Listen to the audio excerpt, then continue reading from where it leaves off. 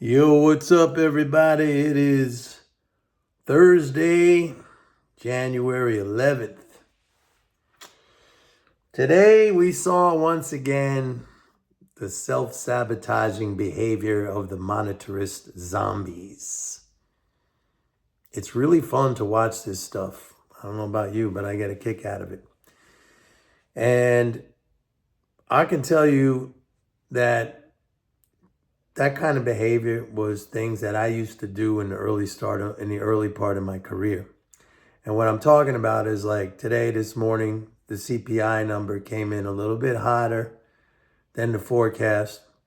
And so that immediately triggers the monetarist zombies. They all sell at the same time.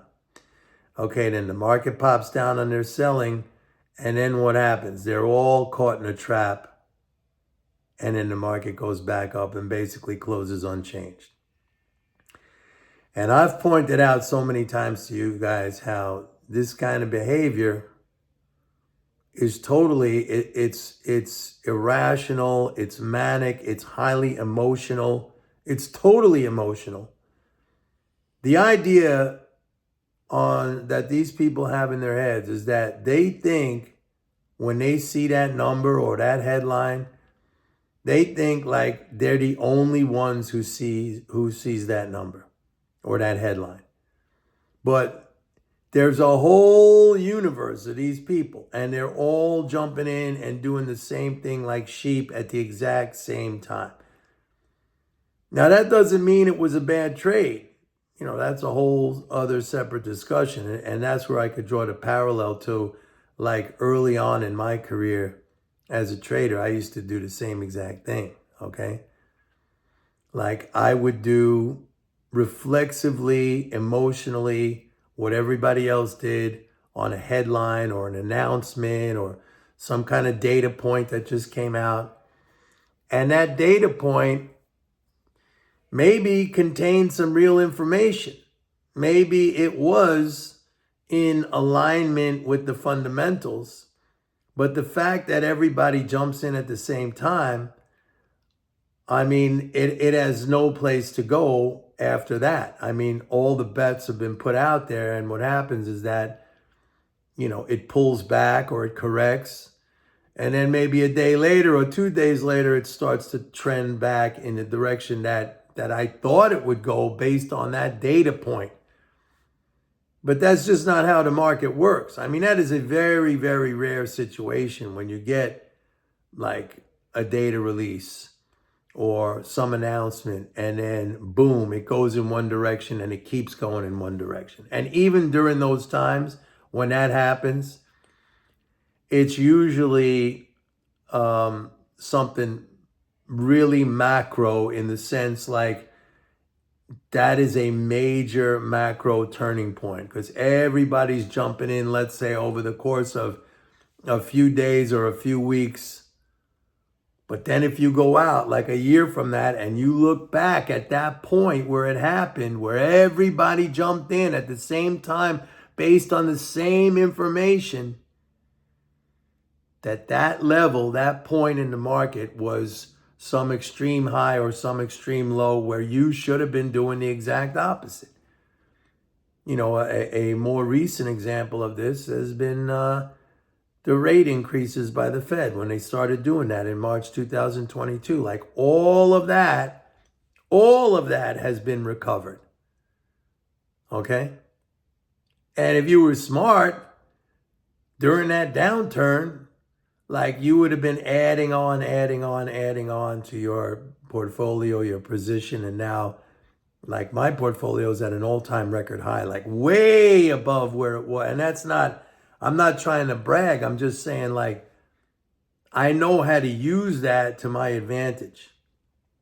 I've said on here a lot of times that if you know nothing else, if you're not even interested in learning about MMT and how the monetary system operates and having a really concise and good understanding of what drives the economy, if you have no interest in that whatsoever, and you're looking for some kind of, shortcut, even though I never recommend looking for shortcuts, then I would say just go against emotion.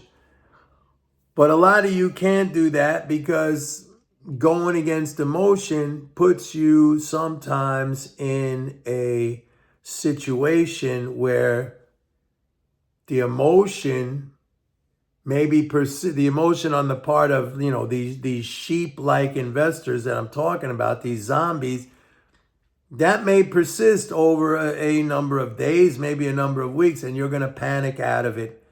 You're not going to know what to do. You're just going to sabotage yourself. But again, if there was one thing that you said, Mike, is there one thing, and I only want to know one thing, I would say, yeah, you go against highly emotional people. And when I used to teach my Forex course, my Forex trading course, I used to talk to people or explain to them the importance of looking at volume, tick volume. See, like the way volume is explained or utilized by technicians, I think is all wrong, because they say, oh, when the market makes a move on big volume, you got to go with it. See, I do the opposite. When the market makes a move on big volume, to me, volume represents urgency. Okay, that could be the urgency to get out because you're getting a margin call or something like that, or the urgency like a FOMO, fear of missing out. And that to me is telling me emotion is involved. Lots of emotion is involved. And I want to go against that. And I understand that it might not be, the tippy top or the ultimate bottom, but you're getting into an area, if that volume is elevated, there's a lot of urgency to do something. And, if there's an urgency to do something, and it applies to anything, it doesn't just apply to trading. I mean, if you need to urgently do something, right? Like go to the emergency room, something is going on that's dire, and usually there's a lot of emotion involved there. The more you could stay calm and collected, the greater your chances. This is really, I'm going to say something here that maybe you're going to roll your eyes, but this is a really, really easy game if you have self-control. And if you understand what the economy is going to do. And that boils down to understanding what drives the economy. And that's policy. Like I said yesterday, we all live in societies. I don't care what you want to say about the free market and this and that. We all live in societies where there's an overarching authority, a government, a fiscal authority, whatever. They impose taxes. There's trade policy. There's monetary policy, although I don't really pay much attention to that, but or at least let me say the way I pay attention to it is the way that it really impacts the economy, not the way these idiot monetarists pay attention to it. They got it all backwards, okay? So there's rules, like when people talk about the free market, I kind of laugh because it's like, it's all controlled. We don't live in some kind of jungle environment where, it's just chaos and anything goes. I mean, it's all controlled in some way or another. And if you don't want to, if that's something that you just want to ignore and pretend like it doesn't exist, and draw lines on a chart or say, the free market and blah, blah, blah, that's on you. Again, I try to put together as many things as I can to give me the proper understanding of what's going on. I'm not one of these single variable, analytics kind of person. which is what they all are. Oh, interest rates are going up. That's terrible. Inflation is going up. That's terrible. It's not terrible for somebody who's getting paid more money. Okay? For every debtor, there's a creditor. For every debit, there is a credit. For every liability, there is an asset. I mean, if you wanna just ignore one side of a balance sheet because that makes you feel good, you can do that. It's a free country. I don't care. Like, if you lose money, that's on you. That's on you. And you may be laughing at what I'm saying, but that's what most people do. Okay, and I'm talking about people at the highest levels of Wall Street. That's what they do. That's on you, man, and that's on them. I don't care about them. I take their money. So what's going on right now is we're stuck in this kind of trading range for now. Next week, we'll get a pullback in the market. There's actually another tax train coming up next week. Fiscal flows are good, but they haven't, usually they climb over the course of the fiscal year. They've plateaued out. And like I said in past videos, they plateaued out at a growth rate that is now supporting the economy at about a 2.2% growth rate. That's down significantly from the third quarter of 2023, the third quarter last year when it was like almost 6%. And stocks are near all-time highs, so they're too high. They're going to come down. That's not to say we're going to get in any kind of a bear market. I don't think so anyway, as long as the flows remain, at levels where they are. But they're going to correct. And we're going to have a nice buying opportunity. And there's nothing wrong with 2.2% growth. It'll bring inflation down. But it's just going to be a slower pace of ascent in the market averages, and you're going to get more corrections this year. I see it more like, I don't know if you guys were around in the market in 2015.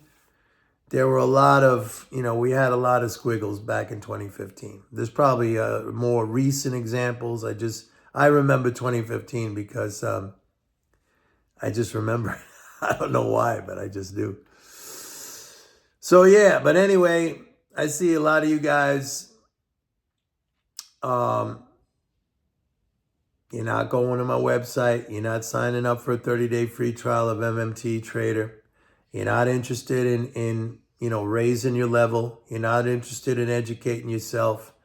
You don't want to understand. You want a gimmick. You want something, you're very short-termism oriented. You want it now. You want it today. You want it yesterday. If you buy, it's got to go up like, 300% in one day. If you sell, it's got to crash. Like, all this stuff is just completely self-sabotage.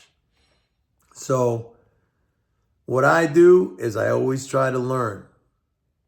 In anything, in everything, I always try to advance myself. If you don't want to do that, that's fine. But don't expect anything great to happen. You always have to push the envelope. You always have to learn more. You always have to raise your level.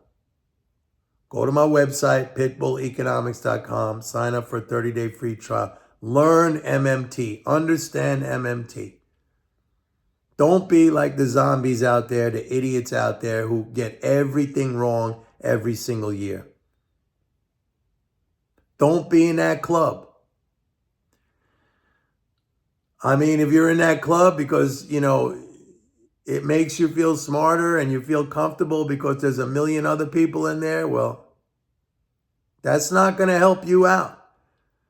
And like I said yesterday, comfort, the seeking of comfort, chasing after comfort is 1,000% the wrong thing for you to do.